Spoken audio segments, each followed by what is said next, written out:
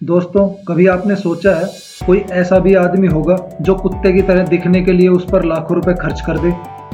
एक 1500 साल पुराना पेड़ है जिसे देखकर ऐसा लगता है जैसे ये कुछ सोच रहा है। ये एक थिंकिंग ट्री है। एक ऐसी औरत है जिसका दिल उसकी पीठ पर टंगे एक बैग में धड़कता है और वो उस दिल से ही जिंदा भी है। क्या आपने खून से बनी आइसक्रीम के बारे में सुना है? क्या आपको पता है नेटफ्लिक्स चीटिंग नाम का भी एक वर्ड है? एक ऐसी औरत है जो पालतू जानवरों से बात करके उनके दिल की बात का पता लगा लेती है। दोस्तों, चलिए वीडियो को आगे बढ़ाते हैं। वीडियो को आखिर तक ज़रूर देखिएगा। आज का वीडियो काफ़ी इंटरेस्टिंग होने वाला है।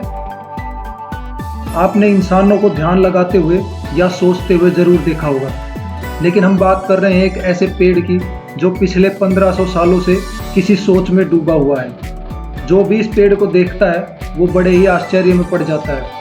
वैसे तो पेड़ पौधों की अलग अलग तरह की बनावट देखने को जब तक मिलती ही रहती है, पर इस पेड़ की जो बनावट है वो एकदम हूबहू किसी ऐसे इंसान से मिलती है जो किसी सोच में डूबा हुआ हो।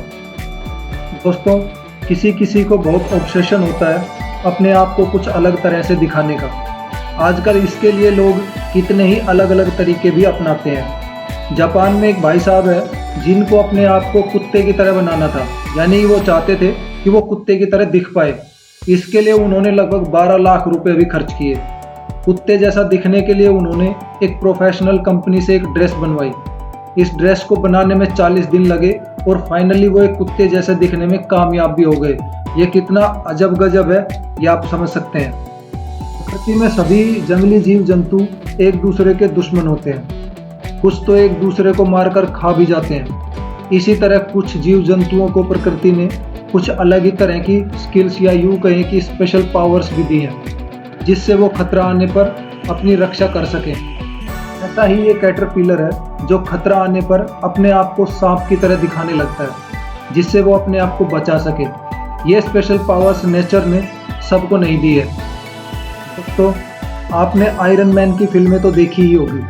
उसमें जो आयरन मैन का आर्टिफिशियल हार्ट है, जिसको आर्क रिएक्टर बोलते हैं, यानी आयरन मैन का नेचुरल हार्ट नहीं है। आप सोचिए, अगर सच में किसी के साथ ऐसा हो जाए और उसका नेचुरल हार्ट को निकाल कर आर्टिफिशियल हार्ट लगाना पड़े तो सोचने में कितना मुश्किल लगता है ना। इसके ऊपर अगर उस आर्टिफिशियल हार्ट को हमेशा ही एक बैग में रखकर अपने साथ रखना पड़े तो। लेकिन ऐसा ही हुआ सलवा हुसैन के साथ। दुर्भाग्य से उनका अपना दिल खराब हो गया और उनके दिल को निकालना पड़ा, क्योंकि उनको उस समय दूसरा दिल देने के लिए कोई डोनर नहीं मिल सका। इसलिए उनको जीवित रखने के लिए आर्टिफिशियल दिल ही लगाना पड़ा। यह इस तरह का दूसरा ही मामला था जब किसी को आर्टिफिशियल हार्ट लगाकर जीवित रखा गया। लेकिन सलवा हुसैन बहुत ही साहस और जीवटता के साथ अपना जीवन इसी मशीनी दिल के साथ जी रही है। आपने कभी खून से बनी आइसक्रीम के बारे में सुना है क्या? घबराइए नहीं, यह आइसक्रीम इंसानों के खून से नहीं बनी और ना ही इसे इंसानों के लिए बनाया गया है। ये बनी है जू में रहने वाले शेर और दूसरे इसी तरह के जानवरों के लिए।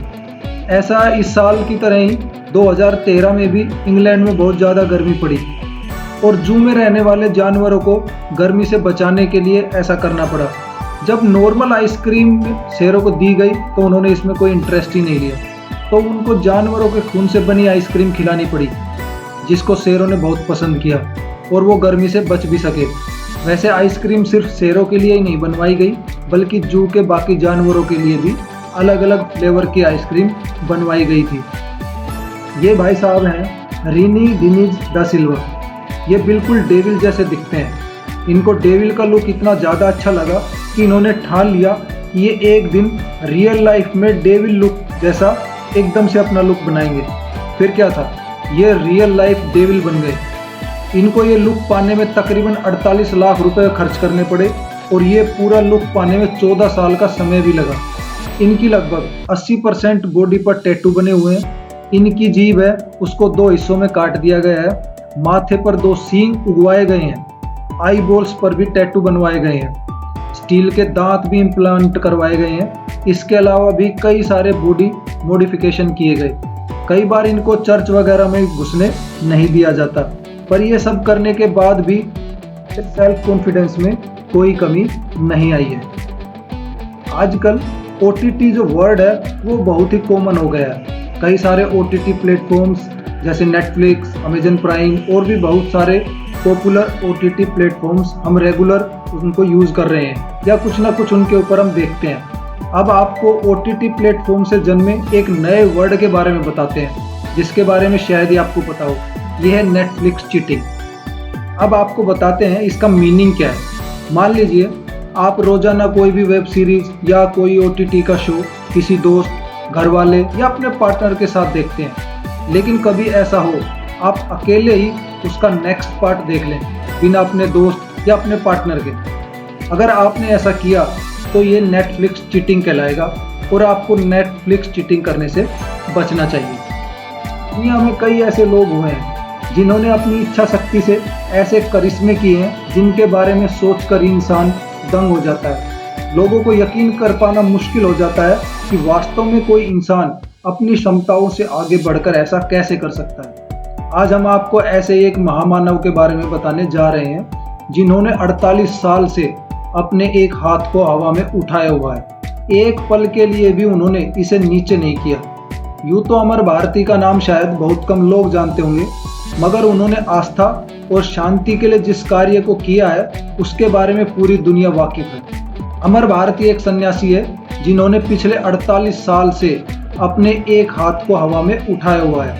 इस दौरान एक पल के लिए भी उन्होंने अपने हाथ को नीचे नहीं किया है। पर अमर भारती का यह हैरान करने वाला काम चमत्कार से कम नहीं है। अब इनका ये हाथ प्रॉपर ब्लड सर्कुलेशन ना होने के कारण सूखा सा हो गया है। वैसे अमर भारती जी भगवान शिव के परम भक्त भी हैं।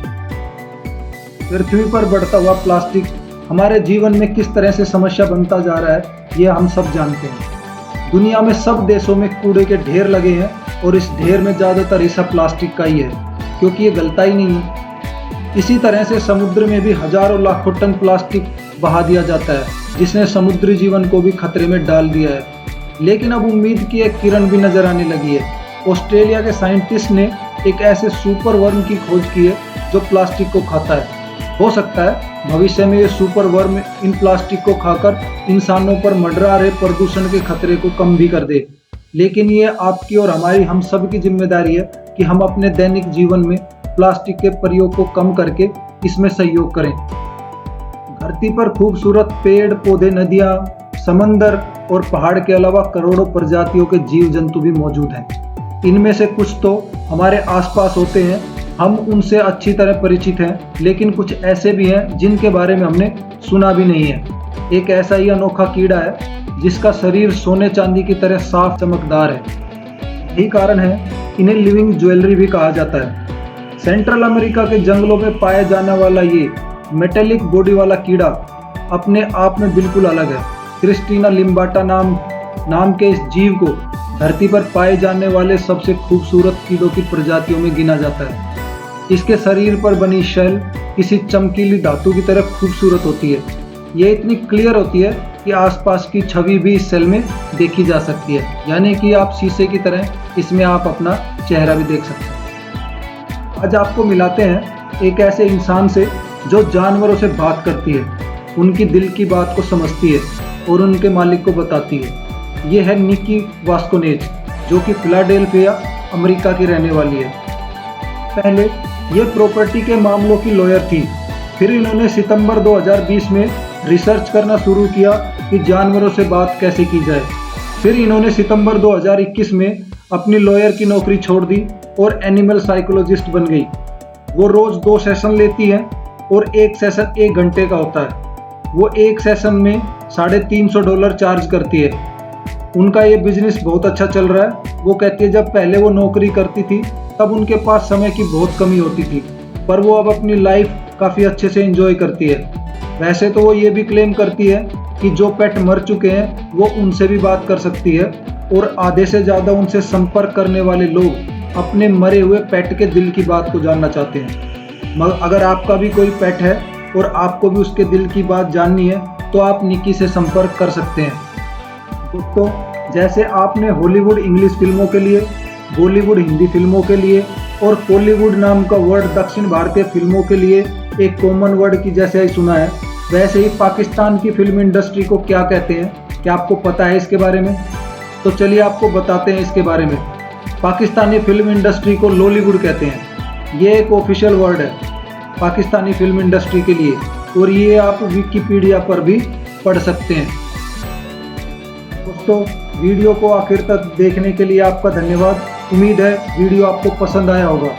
चैनल को सब्सक्राइब जरूर कर लीजिएगा और वीडियो को ज़्यादा से ज़्यादा शेयर करिए। धन्यवाद।